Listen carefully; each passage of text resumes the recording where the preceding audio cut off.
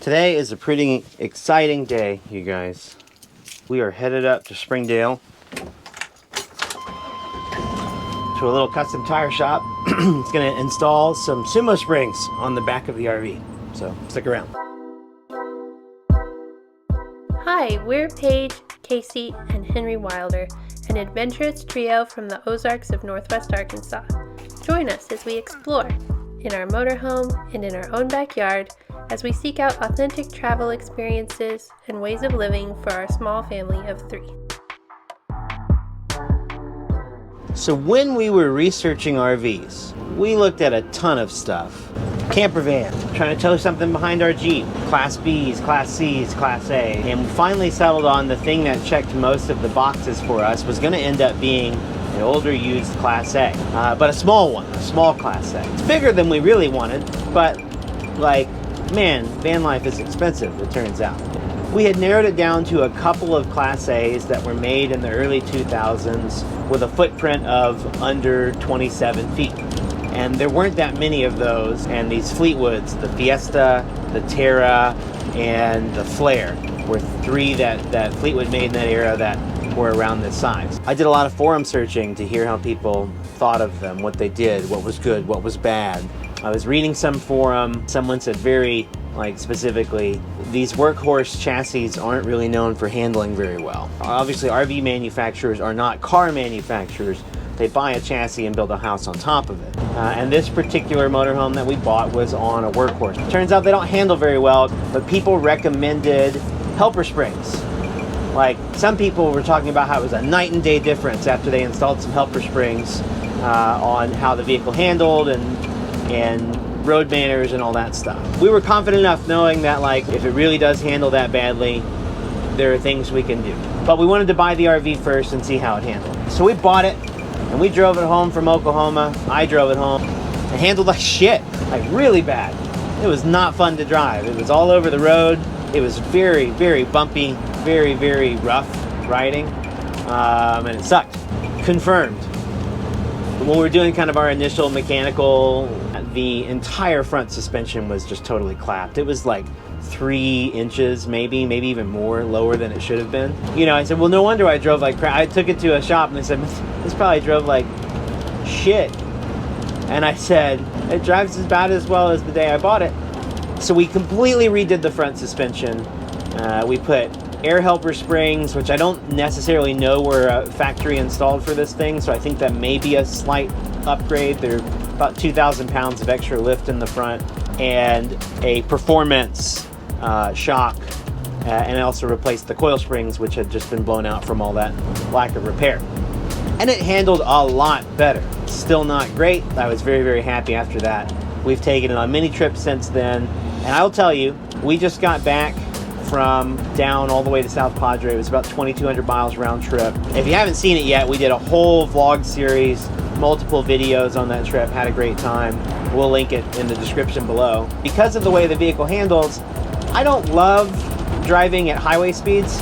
I really don't like getting it over 65 because it meanders a lot, and it doesn't take much wind to put you in another lane. Or getting passed by a truck will blow you onto the other lane or onto a shoulder really easily. The faster you get, the harder it handles. So I don't like to go fast. And I usually avoid driving interstates and take smaller rural highways. That's more fun. You get to see more stuff that way anyway. In Texas, small, tiny rural highways with no shoulder and terrible road surfaces, those are speed limit 75 too. That forced me to get comfortable driving the rig closer to 70 miles an hour and or just being comfortable getting past a lot, which I did. The winds were crazy. We had several days of storms, constant, unrelenting 20-mile-an-hour crosswinds when we were near the Gulf. I could just feel the way the body rolled and how that changed the handling. When the body rolls and the road's off camber, from 1 second to the next, the handling characteristics are changing. So you're having to counter steer, but when the wind gust stops, you might be oversteering, so you have to counter back. It's not a pleasant thing to drive. After we got home and I rediscovered the Sumo Springs, I called around and I found a custom shop up in Springdale, sent them the part and said, hey, this is what I want to install. Do you think you can do it?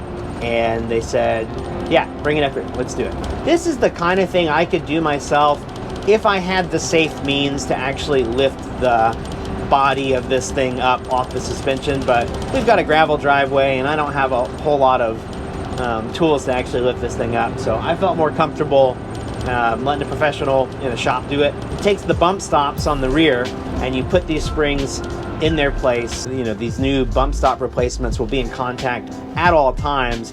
The more load you put, the stiffer they get, and it should stiffen up the ride quality in the back, reduce a lot of the body roll that we took a lot out of in the front by putting the air springs. And overall, that lack of body roll should make it handle better at highway speeds with crosswinds and things like that. I've read a lot of reviews of these things. I have not ridden in a rig that has them, and I haven't found a whole lot of videos about getting them installed. And so once we get these things hooked up, I'm taking you with me. You're gonna get the raw reaction video when we pick this thing up later today. I'm taking city streets on the way there, but I'll be taking Interstate 49 back home so I can see how it does on the highway. Definitely looking forward to it.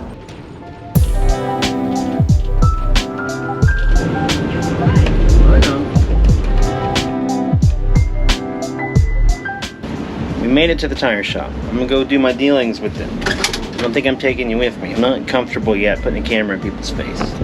I signed up for this, they didn't.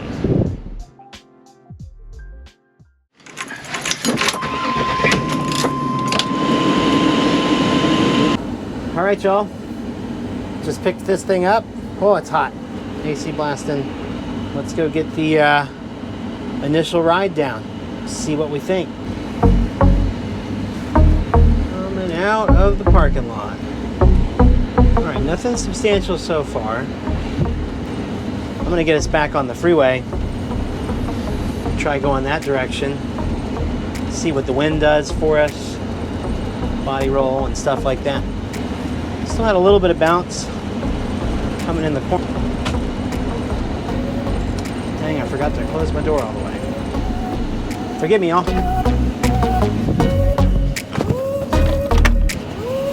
We made it. Don't try that at home, folks. Our door latch is not great. With the deadbolt not set, that door is liable to swing open on us. I think highway speed's where we're really gonna see it. I mean, it might all be in my head, but like, I'm definitely not noticing these bumps on the road. They're pretty small bumps. Getting on to Interstate 49 in, you know, moderate traffic. It's about 4:30 in the afternoon. Traffic's starting to pick up. Normally the kind of thing that I would absolutely avoid in the RV. Let's get some on-ramp action. Looks like we're driving into some rain. Coming in, folks, make room. They usually make room for the big rig. All right, so that's kind of bumpy and rolly, and it feels pretty good. Clipping at 65. We've got some winds. Feels like maybe a crosswind, slight one. Man, that feels good. Right now, what I'm noticing, and I can still feel the wind a little bit, it's actually the bumps on the back. You know, but like I'm really noticing that the bumps on the back are greatly reduced from just having those leaf springs back there. 65 smooth.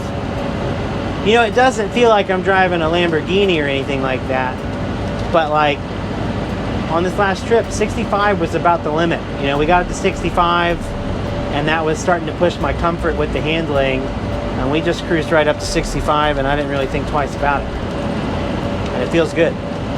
All right, so this off-ramp ahead. We drove over it earlier and I pointed out to Paige, I said, man, if we were in the big rig, that would have beat us up and thrown us all over the place. Just a bad piece of pavement, real bumpy, real rolly. So let's see how that feels.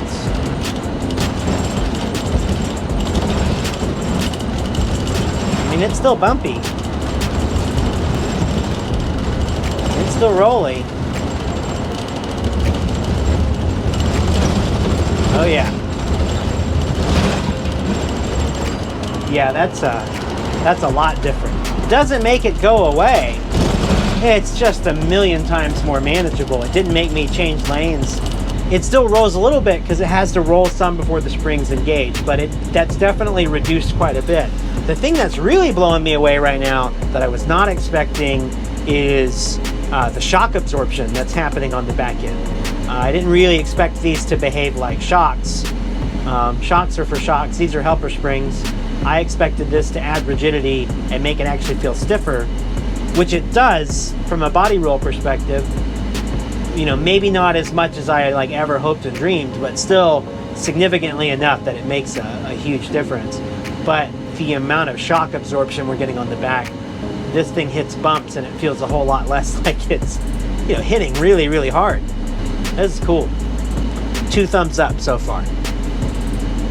Paige coming in clutch with the gate code. Oh no. Don't look at the code, everybody.